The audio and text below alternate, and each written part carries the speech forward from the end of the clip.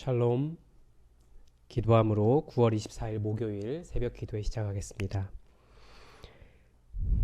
사랑이 많으신 하나님 아버지, 창세기의 말씀을 묵상하며 또 한 달이 지나가고 있습니다.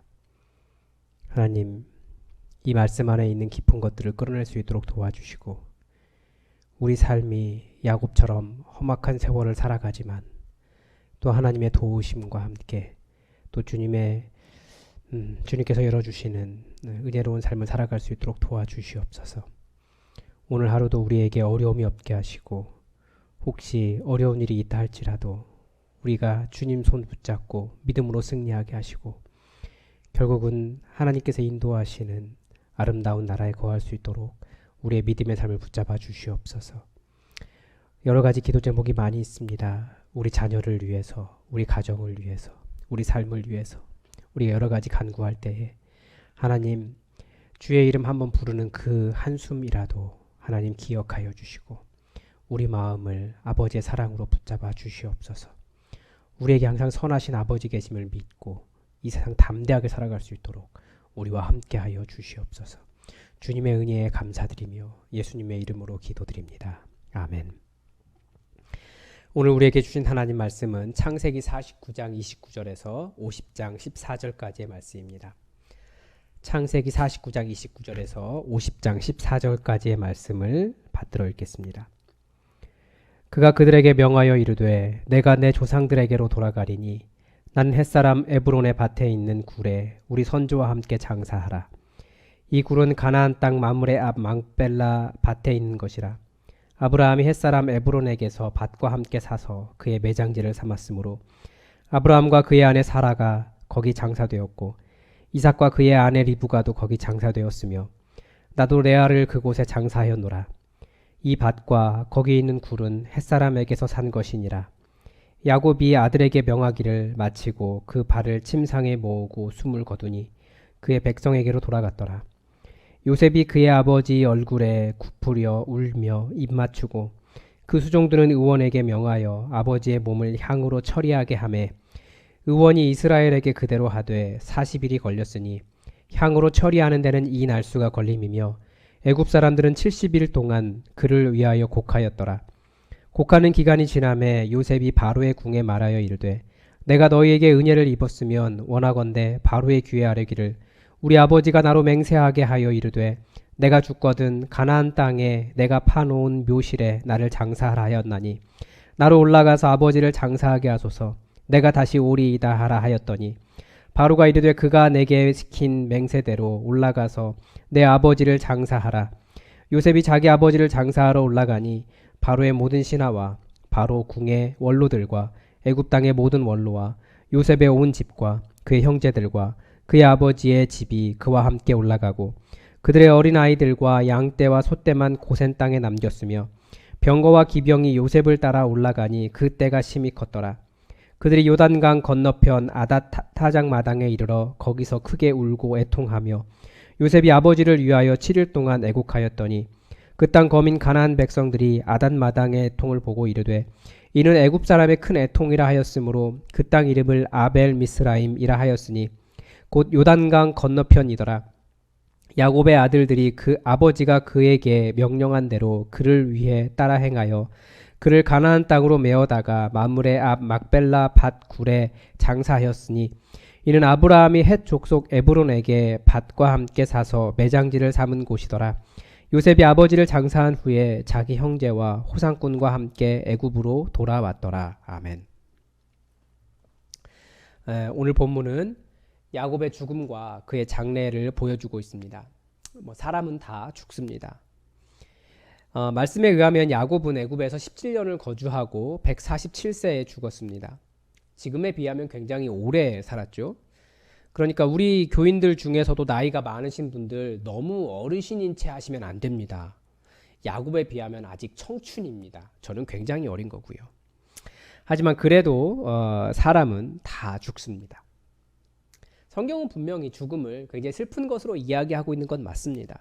왜냐하면 죄의 결과로 이 세상에 들어온 것이 죽음이기 때문입니다. 그리고 그 죽음이라는 것이 가져오고 있는 공포와 그 사탄의 영향력 때문에 예수님은 그것을 극복하고자 부활하셨습니다. 그리고 죽음은 이 사람에 대한 영원한 그림을 갖게 합니다. 그래서 험악한 세월이, 그 긴 세월이 굉장히 단순해지는 시간이기도 합니다. 바로 오늘 야곱의 죽음을 통해서 야곱이 가졌던 어떤 바람, 그리고 그 죽음의 의미에 대해서 한번 생각해 보려고 합니다. 우선 본문은 야곱의 죽음과 함께 가나안 땅 마므레 앞 막벨라 밭에 있는 아브라함이 햇사람 에브론에게서 산 밭과 그 매장지를 계속해서 이야기합니다. 비록 야곱이 17년이나 애굽에서 살았지만, 그리고 그 땅이 얼마나 넓은 땅인지 알 수 없지만 할아버지 아브라함 때부터 있었던 그 한 뼘의 땅에 대한 그리움을 표현하고 있습니다. 애굽에서 17년 동안 살면서 얼마나 잘 살고 또 풍요로운 것을 많이 누렸겠습니까? 그래도 그의 마음은 그 척박하고 사방에 가나안 사람들에게 둘러싸여 있는, 그리고 언제나 약자였던 그 땅을 그리워했습니다. 왜 그렇겠습니까? 그 땅에 할아버지 아브라함, 아버지 이삭, 할머니 사라, 어머니 리브가, 또 아내 레아 다 묻혀있기 때문입니다. 제가 얼마 전 장인 어른 돌아가셔서 장례를 치를 때 보니까 가족 묘가 있더라고요. 처음에는 납골묘를 생각하다가 화장을 해서 평장을 한 이유가 있습니다. 거기에 보니까 몇 대조 할아버지부터 쭉 거기 계시더라고요. 그 밑에 피라미드형으로 그 할아버지 계시고 또 그 할아버지 계시고 이렇게 쭉 그 형제별로 이렇게 쭉 내려와 있었습니다.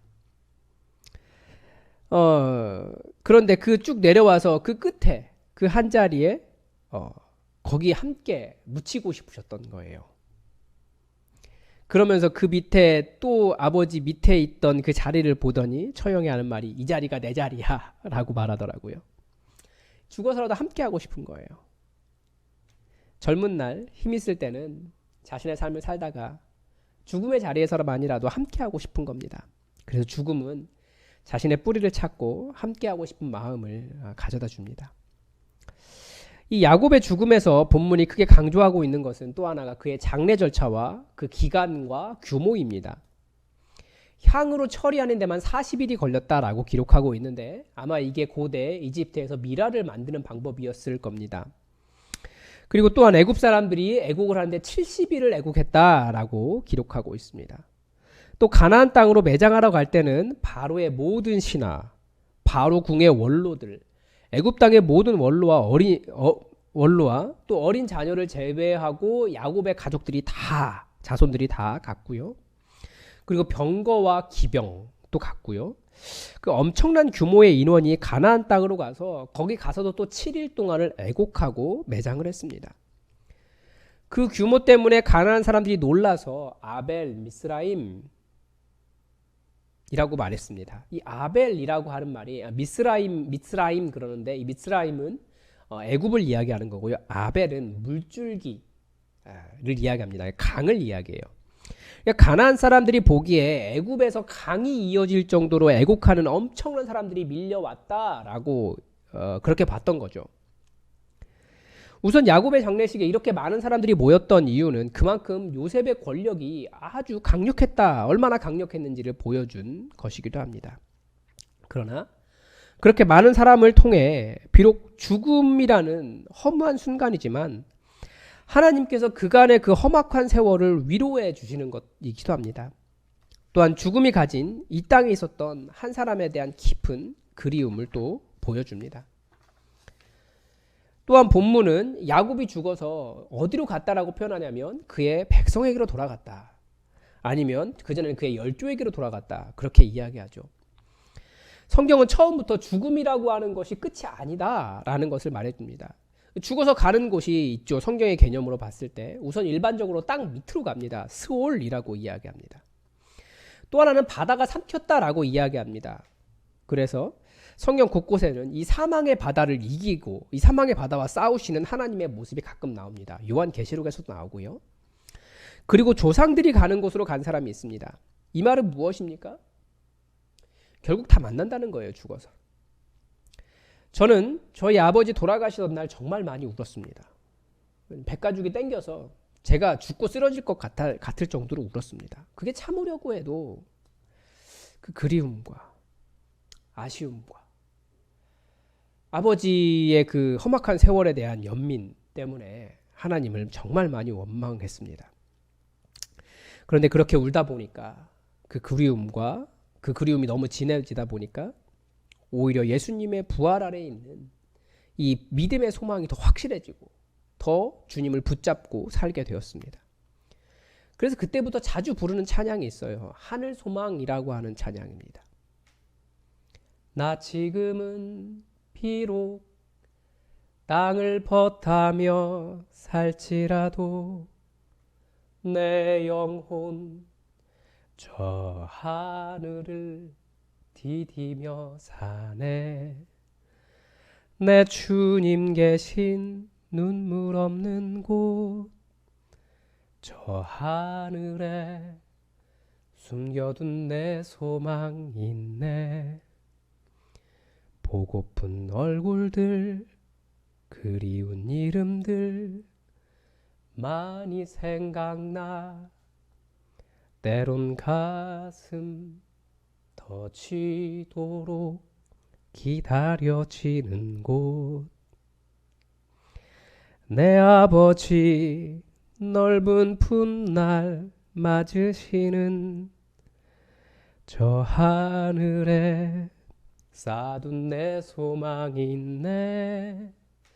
주님 그 나라에 이를 때까지 순례의 걸음 멈추지 않으며 어떤 시련이 와도 나 두렵지 않네. 주와 함께 걷는 이 길에. 이 부활 소망을 갖는다는 것 단순히 예수님 때문만은 아니었습니다. 보고픈 사람들, 그리운 이름들, 그 얼굴들 저 천국에 너무 많고 또 앞으로도 너무 많아질 것 같은데 이 천국 소망 안에서는 그것이 현실이 될 것이라는 거죠. 그래서 죽음이 주는 그리움은 천국에 대한 소망을 진하게 만들어주는 어떤 힘과 같습니다. 여러분, 예수의 부활은 우리에게 이 땅이 전부가 아니라는 진짜 소망을 줍니다. 또 죽음이라고 하는 것이 그 그리움이 그 예수님의 소망을 현실로 만들어주는 소망을 붙잡게 해주는 힘이 됩니다. 또 그 천국 소망 안에서 진짜 우리의 아버지 되시는 우리 하늘 아버지를 만나고자 하는 소망이 담겨 있습니다. 여러분, 우리가 죽음을 많이 경험해요. 가시는 분들 많이 봤죠. 믿음 안에서 많이 봐요. 그러나 이 믿음의 길을 걸어가면 반드시 저 천국에서 함께 천국 잔치의 기쁨을 누리게 될 겁니다. 그래서 여러분, 이 믿음의 소망 굳게 붙잡고 이 부활의 소망 붙잡고 이 땅에 발을 디디고 살지만 주님과 함께 걸어서 결국은 주님 품 안에서 함께 만나 천국 잔치하는 그날을 기대하며 그리며 바라보며 소망하시기 바랍니다. 기도하겠습니다. 하나님, 오늘 야곱의 죽음을 통해서 정말 우리에게 소망이 있는가, 어떤 소망이 있는가를 보았습니다. 죽음이 끝이 아니라 하나님께서 보여주시는 천국 소망 가지고 살게 하시고 우리가 이 땅에 발을 디디고 살지만 주님과 함께 이 믿음의 삶을 걸어가 결국 천국의 그 부활의 아침을 맞이할 수 있도록 그곳에서 보고픈 얼굴들 또 앞으로 그리워질 많은 이름들과 얼굴들을 만날 수 있도록 우리에게 진정한 부활의 소망 허락하여 주시옵소서. 주님의 위로에 감사드리며 예수님의 이름으로 기도드립니다. 아멘. 여러분, 오늘도 교회를 위해서 함께 기도해 주십시오. 이번 주일에 저희 다시 모여서 예배 드리려고 합니다. 그런데 코로나 바이러스 확진자가 100명 이하로 줄었다가 다시 100명 이상으로 늘어났습니다. 이게 분명히 위협이 되는 것 같습니다. 여러분, 더 늘어나지 않고 우리가 안전하게 예배 드릴 수 있도록 여러분 함께 기도해 주시기 바랍니다.